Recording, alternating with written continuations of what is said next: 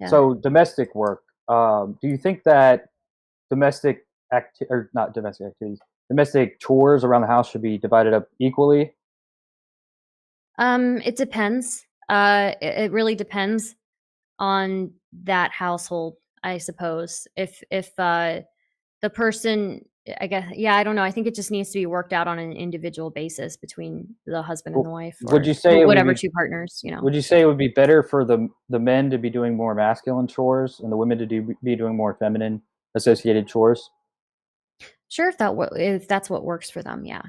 So, But do you know why maybe that would be beneficial? um, well, I mean, obviously, that like I'm not denying that there's like a biological component, right? Women tend to be smaller, they tend to be not as strong as men, right? And men are socialized to, kind of like take care of, these ugly jobs, right? But it doesn't always have to be that way. Like I tend to do pretty masculine chores, I feel.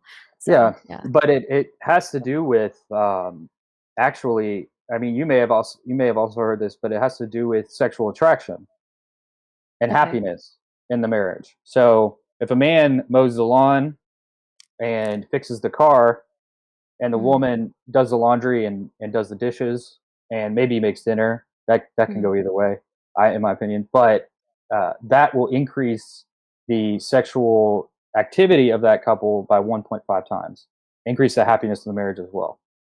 So Okay. that's more of a You think that traditional role. specifically Yeah, You go think ahead. it has to do with these gendered expectations around these chores, or do you think if it were just like split up evenly between men and women, these chores, that it would have the same effect?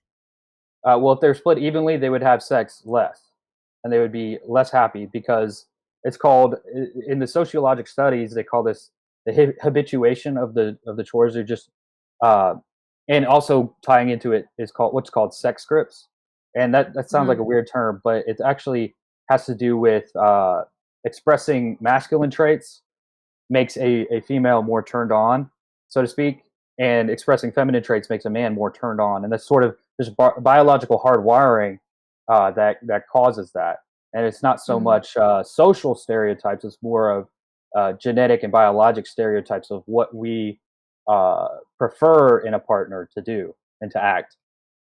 You don't think that like something like taking care of the kids could be viewed as a masculine trait? Like like changing a diaper could be seen as like a very paternal thing, a very masculine thing?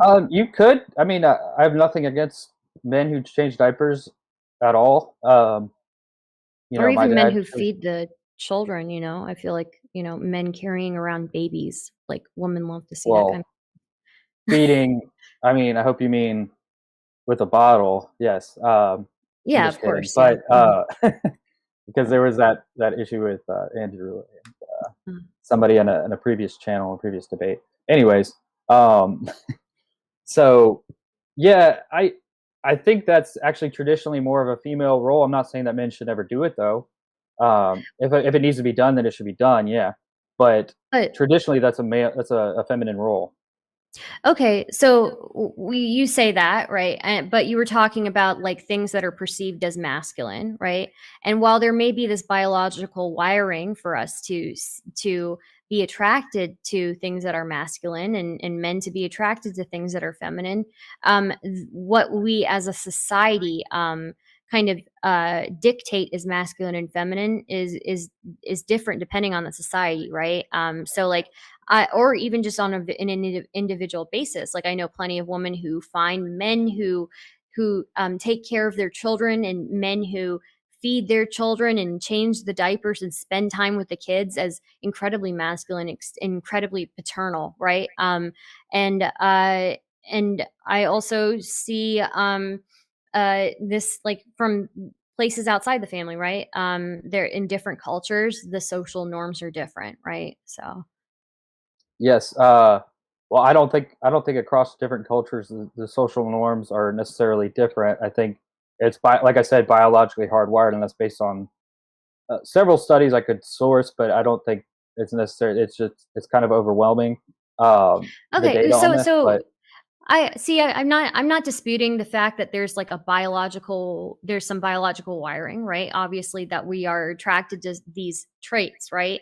But what we as individuals view as masculine or view as feminine can change, right? Like you're saying that you view this taking care of children as more of like a feminine thing to do, a nurturing thing to do, but a lot of people may look at that taking care of children and the nurturing kind of trait as something as very paternal, like what is more of it the actual what speaks to somebody more that this person is a father, like somebody they can rely on, than a man taking care of a child, right?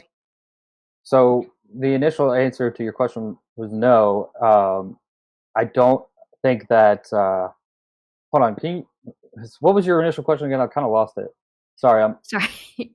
So I'm not disputing that. I'm not disputing your study, Right. Right. Right. in which men and women are attracted to certain masculine or feminine traits. But what I'm saying is that on an individual basis, and even from culture to culture, what we view as masculine or feminine Yeah. is going to change, right? Yeah. So that's where I disagree. I don't think that that's maybe the whole where this debate sort of boils down to is that I don't believe it's subject to change. I believe that it's been in place for thousands of years. It's been in place for thousands of years for a reason. It's been successful, and it's been something that's been biologically hardwired into us to sort of accept and like. It's not something that's changing. It's more of something that's immutable in a way. Um, So, but I guess what I'm trying to say is like I agree that yes, we are attracted to these traits, but I'm saying the things that we apply those traits to might differ. No?